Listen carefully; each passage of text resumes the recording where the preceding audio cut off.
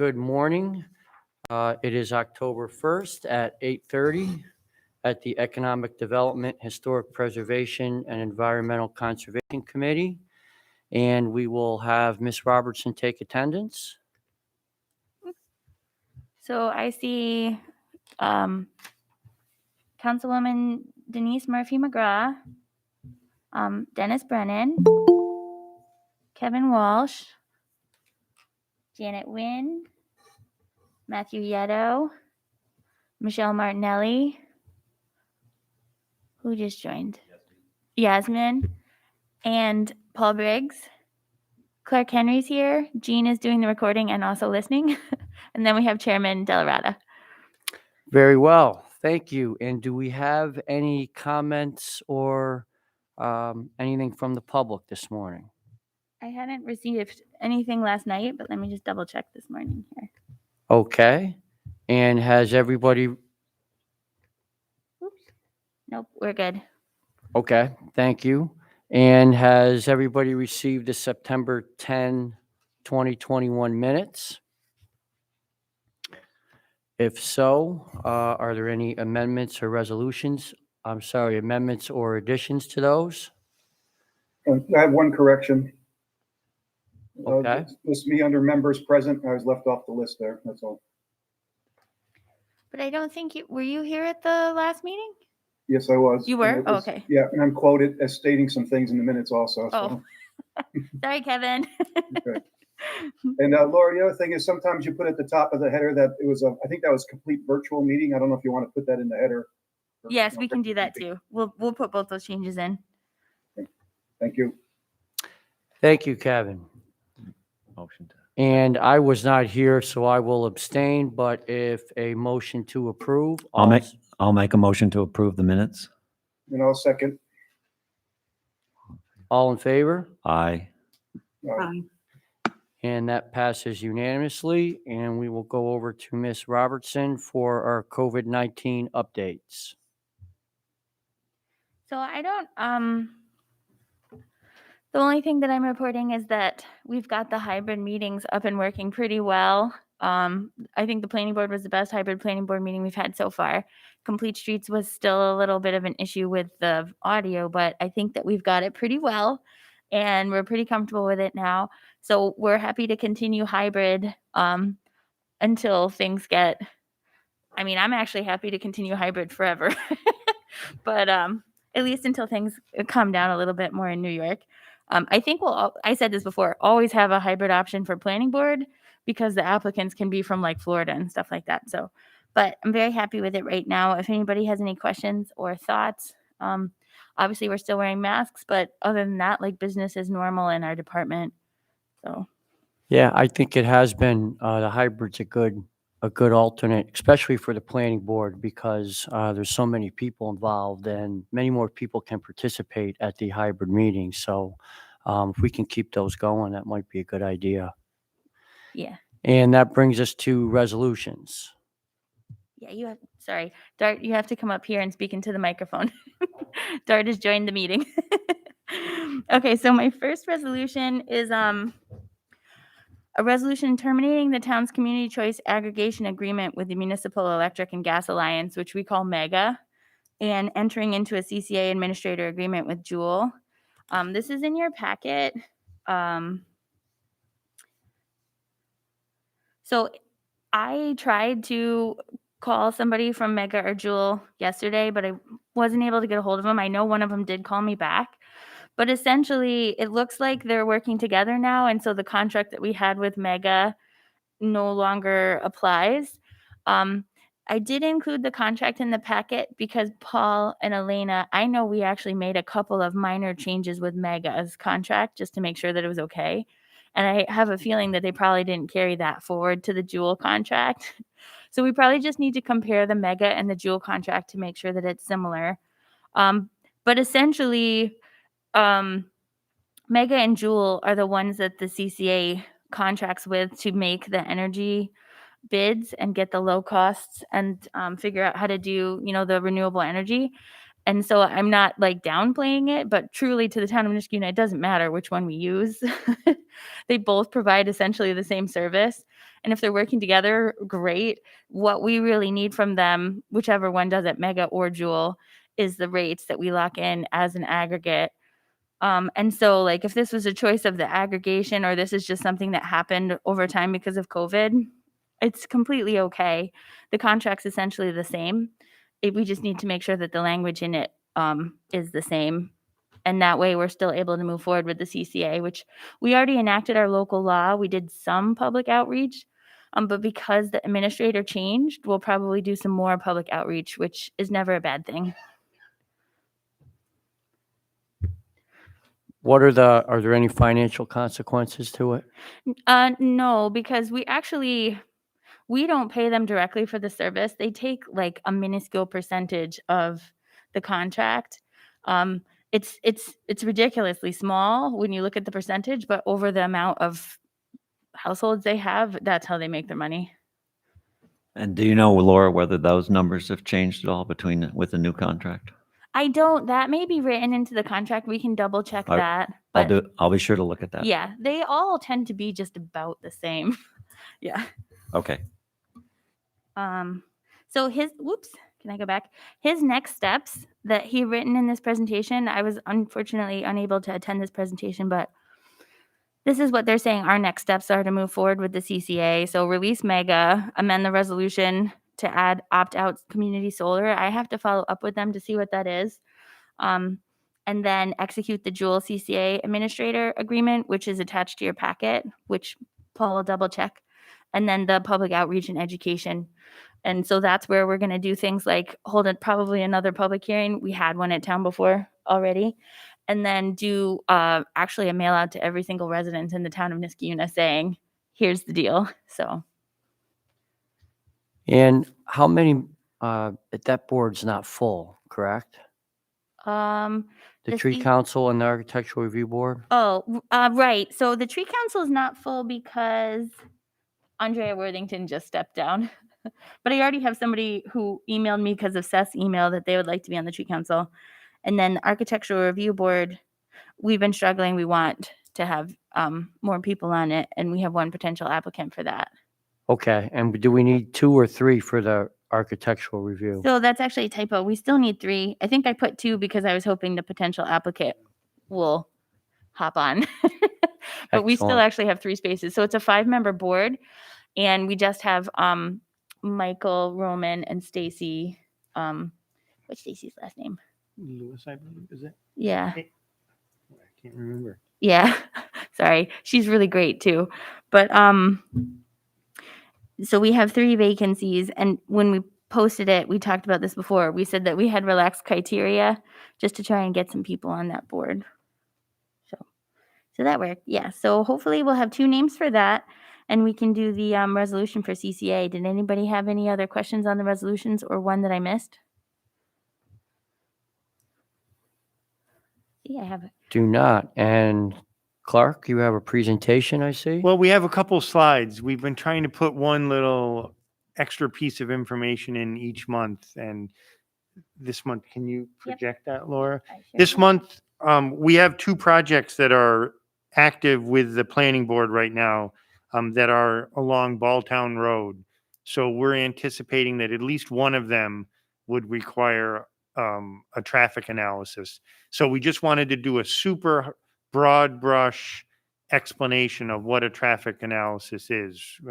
And I'll go through this very quickly, but we'll make it available if anyone wants to look at it. This is by no means the end all. These can get very complicated. So this is just a super high level layman's terms kind of.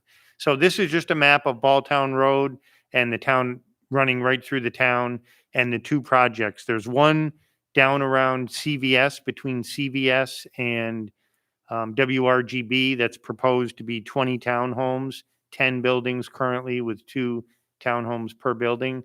And then there's a 138 apartment unit project proposed right around Like Schwaber Drive, Riley Schwaber. Way. Yeah. So obviously both of those had the potential to create some level of traffic on Balltown Road. So that's what made us think it would be good to do just a real high level overview. Next one. So again, this is just stating that our objective here is a high level overview. And when the use of a property changes, that has the potential to impact traffic. Both of these projects are taking currently undeveloped land and developing it to some degree. So you would assume they have some level of impact on traffic. The references that are used in here is the Creighton Manning report that was done for the Kelts Farm project, and then also some references from the Capital District Transportation Committee and also New York State DOT. And those two agencies don't always sync up terminology-wise exactly, so it can get a little bit confusing when you get in very deeply. So just from an overall standpoint, the evaluation process, the first step is determine the functional classification of the road. And that's something that's done by the Capital District Transportation Committee. They have 7 different types of classifications, and we'll see that in a minute. But that's just determines really the capacity of the road. I think of it like a wire.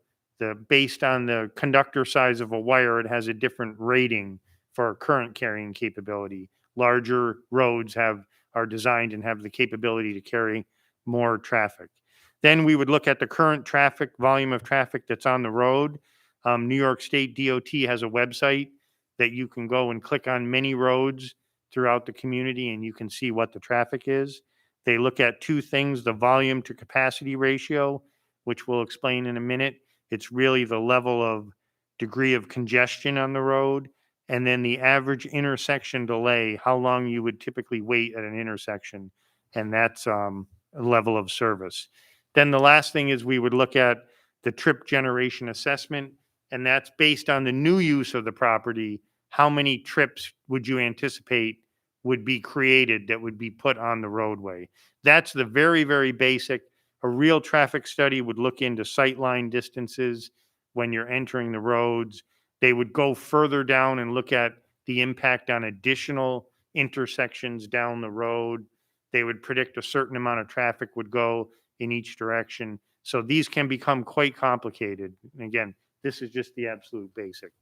So I'll just touch on a couple more slides here. And again, we can make this available to people. This is a map from New York State DOT. You can see the different classifications of roads in Niskayuna, and it shows that that Balltown Road is actually the highest designed road that we have in the town, in this map anyway. What does that mean, the highest designed road? It means that's, if you look, it's a little hard for us to see, but on the left, the types of roads vary. Can you read those, Laura? I can't quite. Yeah, so Balltown Road is the dotted green, and if you look at the legend on the left, that's the principal arterial. So the largest road that we have, the biggest wire Yeah. with the largest current allowed is Yeah. Balltown, which makes sense. Everybody kind of knows that already. And I think just looking at that map, the red roads are the next highest volume. Those are minor arterials. Minor arterial. So that just kind of shows the strategy of the way traffic is kind of designed to flow through the town based on the road construction. And then blue is major collector. Right. So then if you go to the next one, Laura, so this is a slide from, I believe, the DOT, and this is just showing the design capacity for those different types of roads. So based on the type of road you have, whether it's a principal arterial, that's designed to carry a certain amount of flow. So that's almost like the amp rating of a conductor and a wire.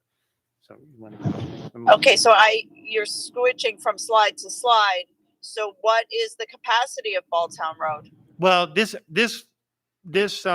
presentation is not specific to Balltown Road. It's just the process. So we would get into that when we really looked into a traffic study for the projects on Balltown Road. This is meant to just show the general process that would be followed. So this is just a map from DOT showing that an engineer could go and look at what is the current flow on different roads throughout town. So they could go and they could look at what's the flow there. And that's what will be done. That's what will be done. Yes. Yeah. Yeah, like, so this one is Balltown Road, and we looked it up, designed highway volume is 1,483 there. That's stuff that we get into when we actually do the traffic Right, study, though. Right.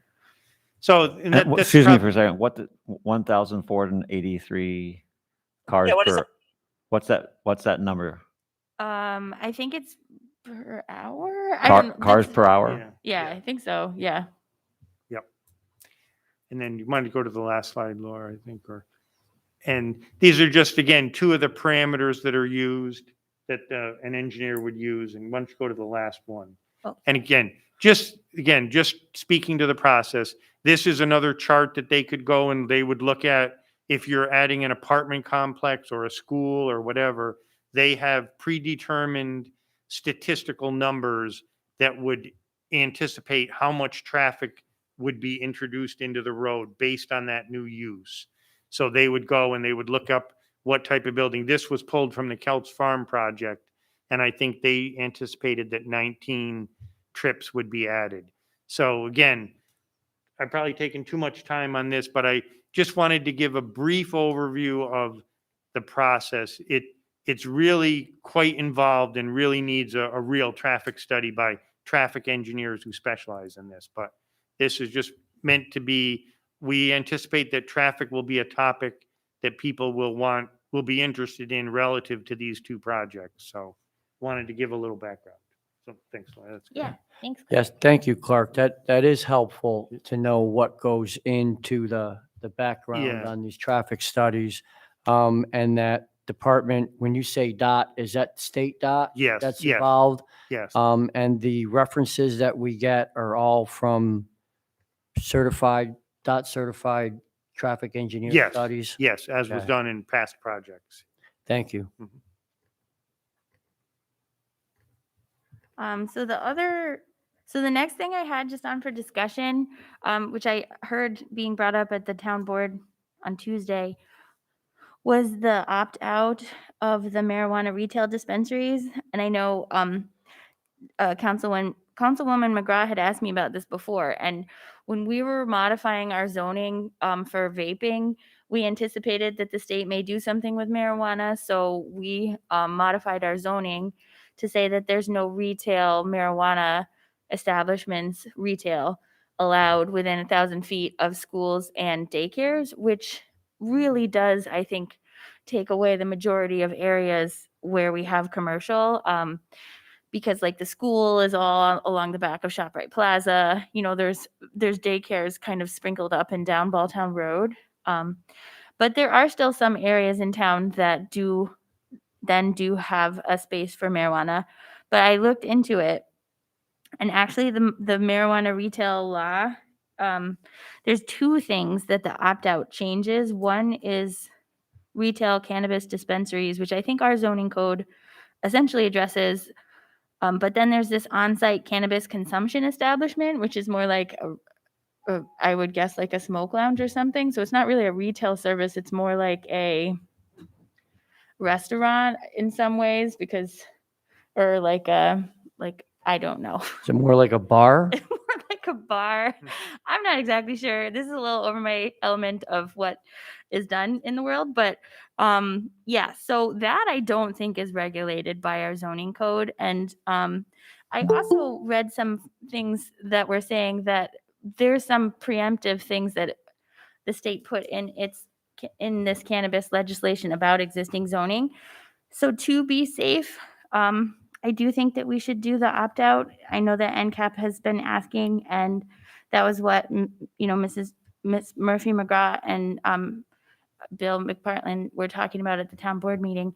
It definitely doesn't hurt to do it both ways. Our zoning code is pretty strong, but there is some language that I was reading in the cannabis code yesterday about preemption, and I don't think that our zoning code actually takes care of, which I didn't know was in here, on-site cannabis consumption establishments. So there's been a couple of towns around here that have adopted the opt-out, and I took a look at their laws and, just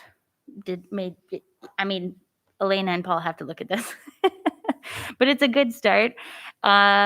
It's subject to a permissive referendum. So if we call for the public hearing and pass the opt-out, we still have to have a 45-day period before the local law is filed. December 31st is the opt-out date. So I bet you that if you pass the legislation and the permissive referendum goes past December 31st, it might still be okay, but I'm not 100% sure about that. So like my preference would be that we get it completed before December 31st, because then it's not even an issue. In which case, I would recommend that that the next step for it is, because it's a local law, it would be local law number, would be to call for a public hearing and see what the public has to say on it.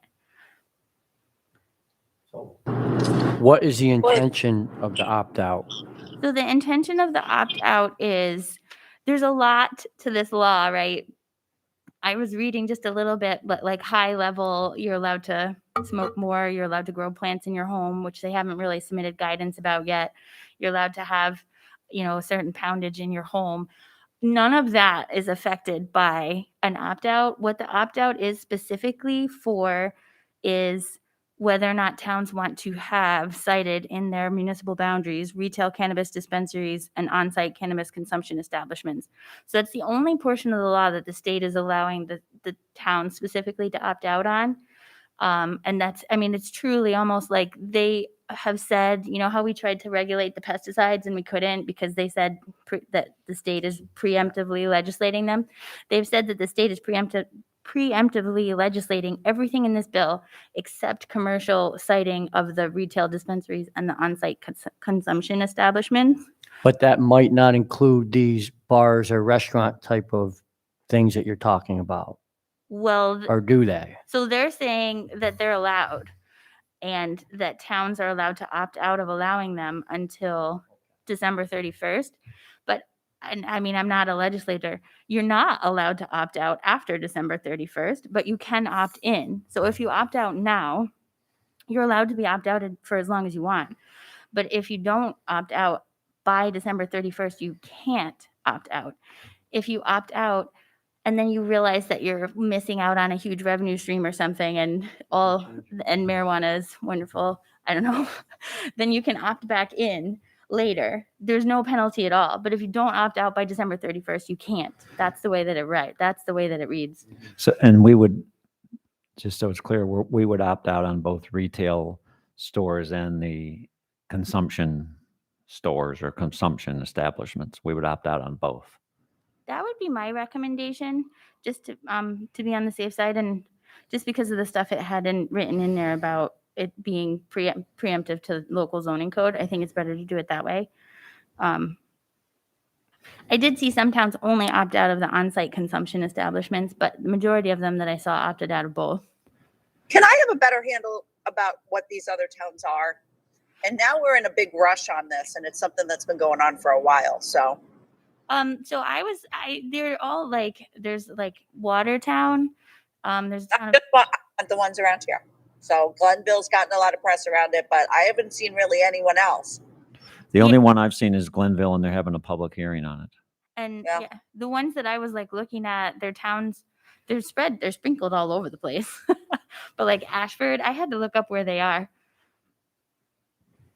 Yeah, I don't really care about those. I care about the ones around here, and I don't see a lot of other towns doing it around here, and I wonder why. And I don't really feel like we've got a good handle on this right now, right? It's very rushed. We'd have to call for a public hearing right away. Paul hasn't reviewed the law. Lena hasn't looked at it. Well, yeah. But we still need to do it before the end of the year. Yeah. And I guess the big question is to confirm that if we opt out, we can still opt in at some time in the future. But if we don't opt out, then we can't in the future. Just make sure so we know that when decision time comes, what our options are. So I know that part of it. Yeah, the law's Okay. pretty clear on that. You have to opt out before the end of the year. There's no time limit when you want to opt back if you want to opt in to change, but But you have to opt out if you want out by the end of the year. correct. Okay, thank you. And in your packet, there's just the governance that I was using. Jean Sosnow sent all of this to me. So she's very helpful.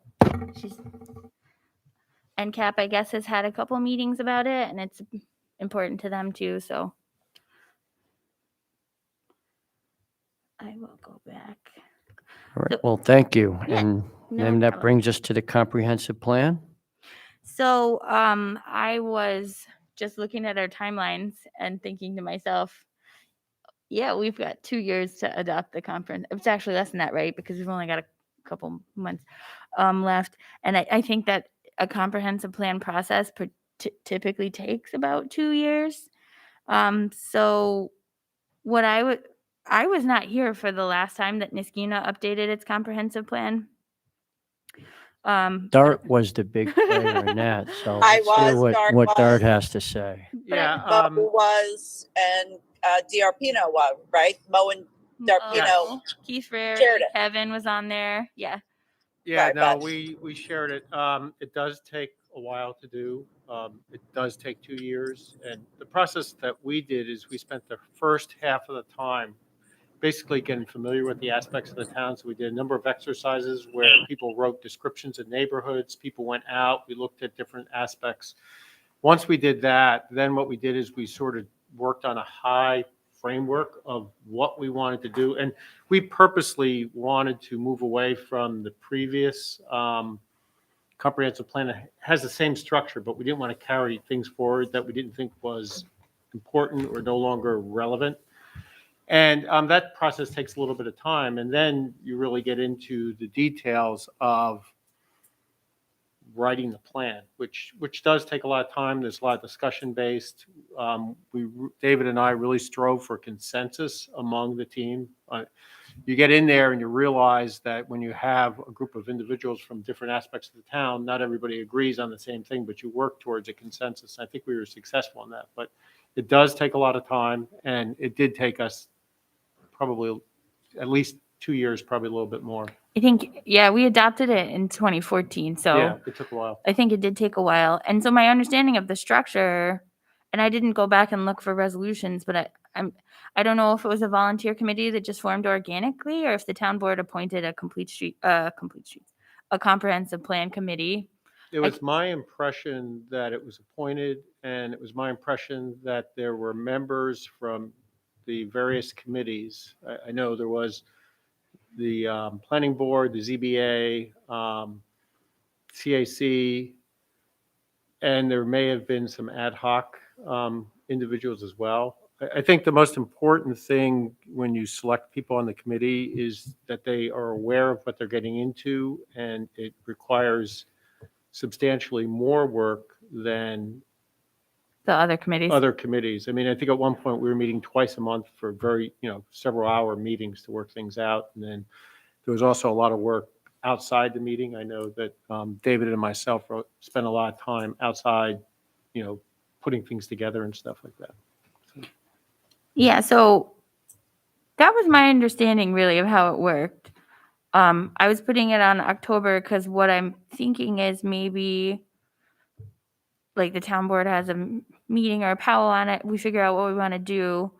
But I think like between now and January 1st, we should try and form a comprehensive plan committee, and then January 2022, they can start getting ready to work. So like how we want to do that in between now and December 31st is my suggestion, just because I think the timelines will slip from us really quickly if we don't jump on them. Well, should we do a email blast on that to kind of get the ball rolling? And it's not going to take quite as much time this time as last, right? Well- Because I think the last one was really a good foundation for this one. Yeah, I mean, I've been on two rounds of it. The first time we did it, we basically took the existing plan and brought it forward and updated it. That took substantially less time and less effort. I think Kevin was part of that as well.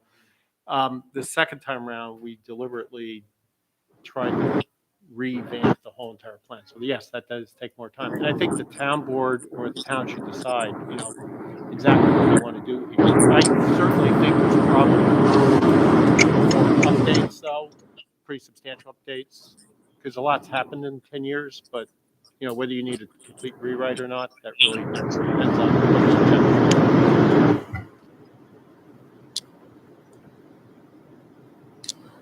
So would an email blast be the way to go on that in the very near future? I mean, I think that'd be all right. What we could do is draft one. I know there's a couple things that have kind of rolled around in the 10 years since we adopted the last comprehensive plan. One of them is that for being climate smart certified, they like to see a climate smart elements written into the comprehensive plan. So that's definitely something that I would want to weave into the fabric this time.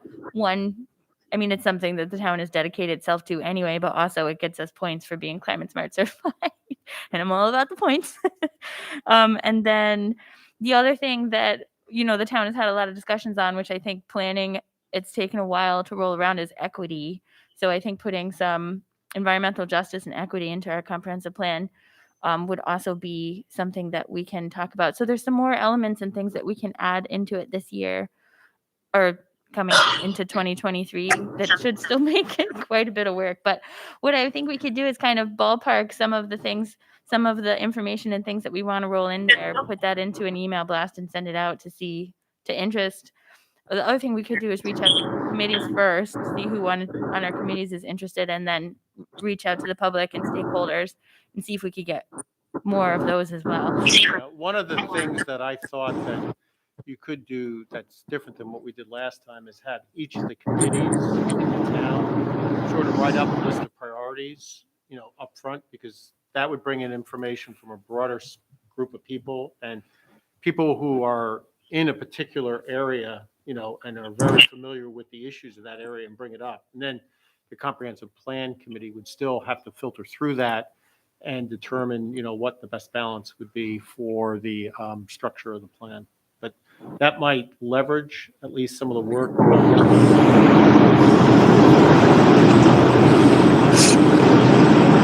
I don't know why, but we're getting like air sounds from your.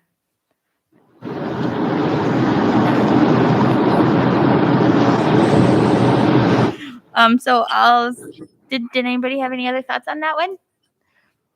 The only thing I'd say is that I agree with Dart. We go to committees first, put it on all the agendas, all the committees, try to, get, one person from each committee. And I believe we had, the previous comp plan I was chairman of, and that one, we also had a couple of residents, sit in on those meetings. And of course, it was always open to the public, the meetings too, and they were advertised.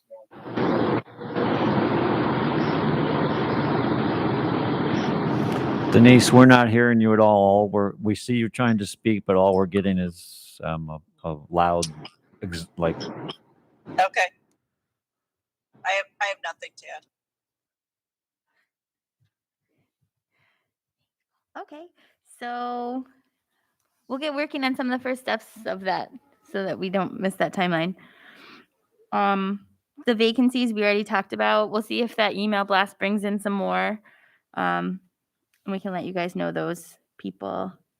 I don't have any updates on the Knott Street area improvement progress. I don't know if anybody else has heard about it. I don't have a timeline still from the county on that as well. So then we've got a ton of projects that have been working through the planning board. So I will just go through them. Or do you want to do them, Clark? No, go ahead, or I Oh. would just see if anybody had any questions. Or if anybody has any questions. This is just kind of a list of things that we have been talking about and where they are at. 3410 State Street was approved. Rivers Ledge new recreation building was approved. 1851 Union Street, the maintenance building that we looked at last time, had good working meeting at the planning board, and we're anticipating approval at the next planning board meeting. Planning board only has one meeting in October, so they're pushing some stuff through because normally they have two meetings. 1448 Balltown Road, we're working with the outdoor storage of that site, and we've got them scheduled, as Clark's notes, for October.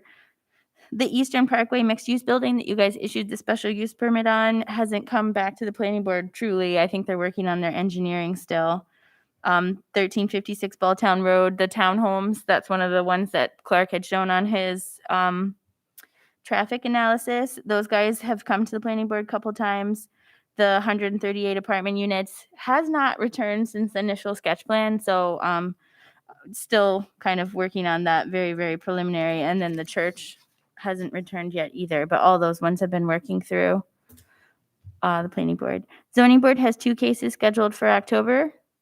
Grants update, I know I normally have a big list, but really the one that I've been focusing in on is Aqueduct Park for a variety of reasons. There's a lot of work that's been going down in there.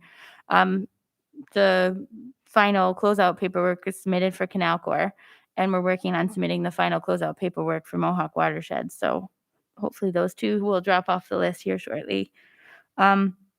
Complete streets, I know we talk about this a couple times. The Plum Street sidewalk is a high priority, and I have been reaching out to the school. It seemed like we had everybody in alignment and agreement on the Craig School Zone. And I heard, although I don't actually watch them, I should, that the school board even talked about them, the Craig School Zone. So I think that that's still moving forward, but I have to find the right person at the school to get a hold of that. I did email Cosimo, but I believe he may have left or is only partially checking his email. So I'll still work on getting that one out to the state as early as possible. I know where we left the Plum Street sidewalk, which I can still do, is that potentially we're going to have an internal meeting to see if it qualified for any of the stimulus money. So that's on me. I'll see if I can schedule a meeting for that. Did anybody have any questions on any of those? Okay, can we get that meeting next week? Sure. Yep. That is a good idea. Well, it's time sensitive. We're doing the budget now. So if it doesn't qualify for the money, we have to put it in the capital budget. Yeah, makes So sense. this has gone on long enough now. Okay, I will do that. Excellent. Thank you Apologize. so much. I really appreciate it, Laura. But No, you know, I know. everybody's asking for it. You know, Everybody is. we I don't know. get it done. Yeah, right. I mean, I've already committed to doing it. So, but I need the information. So, Okay. and I think Ismet has it. It might not even require a meeting. Ismet may just know. Okay, I'll reach out to her and then see if not, we can schedule a meeting. Okay, because we did when we did a budget meeting the other day. I raised it, and Ismet seemed to have a handle on it that it was going to be. Oh, good. capital, Okay. So. So I'll just keep All right, the cogs thank you. moving on that one then. All right, thank you. And then for tree council, I know I sent this out to you guys. I haven't blasted it yet because I just want to make sure that October 7th is going to be the day. But we finished the Dean Street neighborhood planting, or we mostly finished. There's 1 tree left. And National Grid and Schenectady County and everybody want to just kind of be there when they plant the last tree on Dean Street. So that's going to be October 7th. I'll give you guys the time on that. The Napa Court plantings that I mentioned to you last month, the trees were picked out. The neighbors were contacted. The developer, I believe, is ordering them and should be planting them shortly if they're not planted already. I'll have to drive by Napa Court and see. And then you guys passed the resolution for Andrea Worthington on Tuesday, and we had talked about last Economic Development Committee meeting that we would plant a tree in her honor. Schenectady County Soil and Water was able to purchase a tree for us, and they'll plant it. And since they're planting here in Niskuna already on October 7th, I think the idea is they'll do the last tree on Dean Street in the morning, and then they can do Andrea Worthington's tree in the afternoon. So when I get the times for those, I'll send them to you guys. But I think probably we purchased Andrea's favorite tree is the Dawn Redwoods. And so we're hoping to be able to plant that in Aqueduct Park somewhere. So hopefully October 7th in the afternoon. And I let the tree council and Andrea know that the time for the planting is October 7th, hopefully. My sister's birthday. So anyway, Conservation Advisory Council's still moving forward on their 3 initiatives. We didn't have our September meeting, so we'll have more on that at our next Economic Development Committee meeting because our next meeting is this Wednesday. Go ahead, Seth. Sorry I was late this morning, but I'm down at the water treatment plant getting internet and things here. But that ink recycling program that we talked about a while back to raise some funds and allow town residents to recycle ink cartridges, toner cartridges in town hall. I'm almost ready to move forward with that. Oh, that's exciting. So you and I will have to sit down. Yeah, so That may, because it's a formal recycling program with the town of Niskuna, help with climate smart certification too, because any type of recycling event that you do, I think is great. So yeah, keep me in the loop on that. That's going to be awesome. And I know Denise probably is going to talk about this more at her committee meeting, but we are doing the TV recycling and shredding event. Is that this Saturday? So Yes, it's this Saturday at the transfer station from 9 to 1. yeah. So all those things make a difference, that's for sure.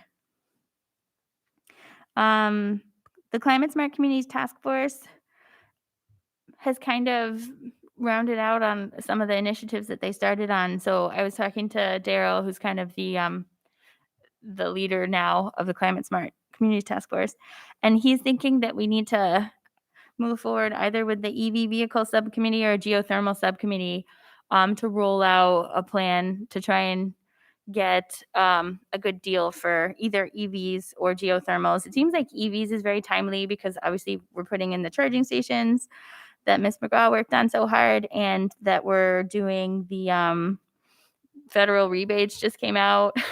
So if somebody, if a group of people want to sit down with the federal rebates and do some outreach and figure out what's the greatest EV deal package right now, we could roll it out to our residents and see if we can get some people signed up for them. But the other thing that you can do to get a rebate from NYSERDA is to do a geothermal thing where you look at all the different geothermal installations and the rebates and stuff like that and do a package that you can roll out to the residents. So I think that's probably the next step for that committee. I didn't know if you guys had any thoughts or preferences on either of those. Okay. And then, Clark, do you want to do Architectural Review Board? I don't think we need to really walk through those. That's just what's active and going on. Okay. 3410 State Street is probably the hottest one, just with Upstate Guns and Ammo, but they're moving forward. Yeah, we had a really good meeting. I'm going to say last week, maybe. Yeah. Building department's been very busy with drainage complaints. This isn't a big surprise because I don't know if anybody besides me didn't realize how much water we were getting the other night, but we got a ridiculous amount of water the other night. On top of the 2 hurricanes that we've already had already. So Niskuna is officially super saturated and makes for very wet backyards. So the building department's been very busy. Engineering department's been helping us out with that too, so we appreciate that for them. And then planning department, I've still got the Council Road sidewalk on there, John. You guys all probably see this every day. We get questions from the public all the time. Kelt's Farm is under construction.